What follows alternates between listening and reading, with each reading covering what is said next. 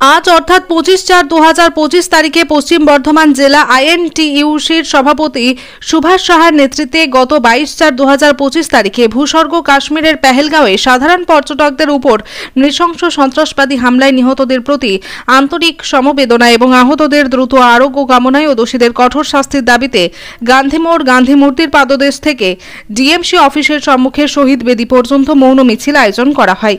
এই মিছিলে উপস্থিত থেকে পা মেলান প্রাক্তন জেলা কংগ্রেস সভাপতি তথা প্রদেশ কংগ্রেস নেতা তরুণ রায়, হিন্দুস্তান স্টিল ওয়ার্কার্স ইউনিয়নের কনভেনার রজত দীক্ষিত, আলুই স্টিল ওয়ার্কার্স ইউনিয়নের সাধারণ সম্পাদক প্রদীপ কুমার দত্ত, দুর্গাপুর আইএনটিইউসির সভাপতি রবীন চ্যাটার্জি ও অন্যান্য নেতৃত্ব কর্মীবৃন্দ। উক্ত মিছিল সমাপনে তরুণ রায় তার বক্তব্যে বলেন, এখন সমগ্র দেশবাসী নিজেদের মধ্যে বিভেদ তুলে এক হয় সন্ত্রাসের বিরুদ্ধে লড়াই করার সময়। সুভাষ সাহা তার বক্তব্যে বলেন, আমাদের দেশ মহান, এই জাতি মহান, তাই ভারতবর্ষের ঘোর বিপদের সময় আমরা দেশবাসীর ও সামরিক বাহিনীর পক্ষে এবং সন্ত্রাসবাদীর বিরুদ্ধে ঐক্যবদ্ধ আছি। আর যদি প্রয়োজন হয় তাহলে দেশের জন্য প্রাণ দিতেও পিছপা হব না।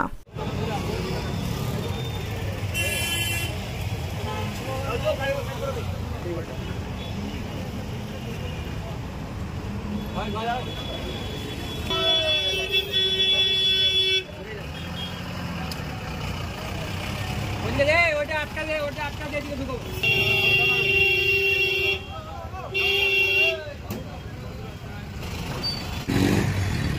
দাঁড়িয়ে আছে জানি।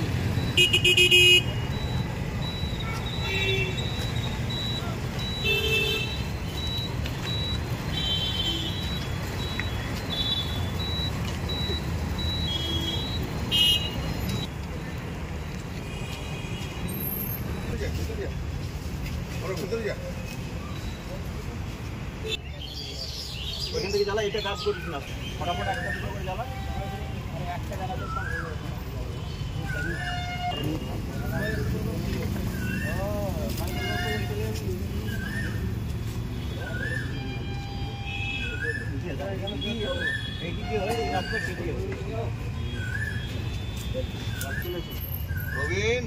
রবিন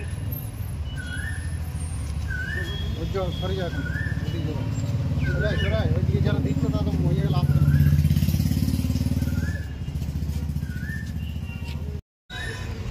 যে 22 তারিখে পেহেলগাঁওয়ে কাশ্মীরে যে পর্যটকরা ঘুরতে গিয়েছিলেন এবং তাদের উপরে যে অতর্কিত হামলা করে সন্ত্রাসবাদীরা, এবং তাতে আপনারা জানেন যে 27 জন নিরীহ মানুষের পর্যটকদের প্রাণহানি হয় এবং 22 জন আহত হন। তারা আজকে হসপিটালে ভর্তি আছেন, তাদের চিকিৎসা চলছে।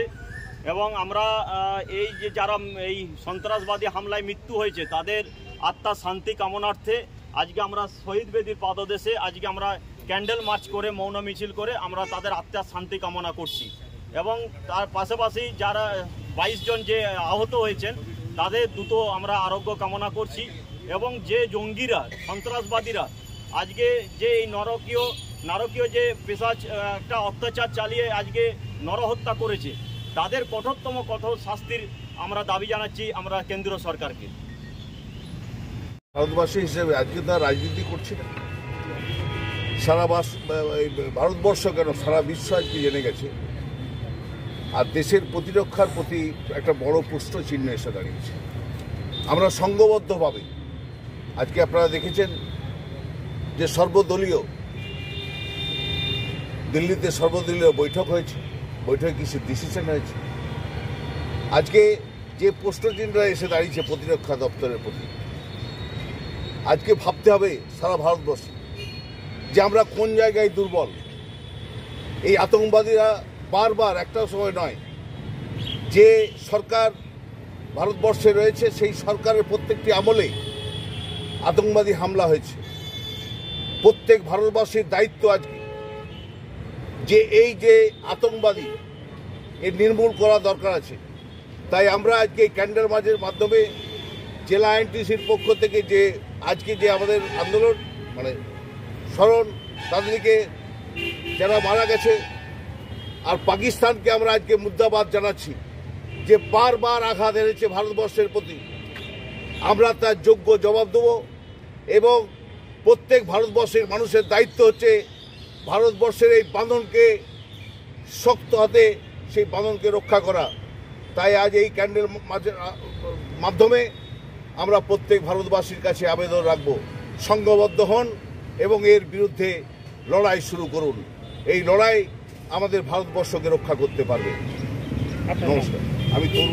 বলার ভাষা নেই, একটা দুঃখজনক নির্মম হত্যা লীলা যে চলেছে, দুঃখজনক ঘটনা।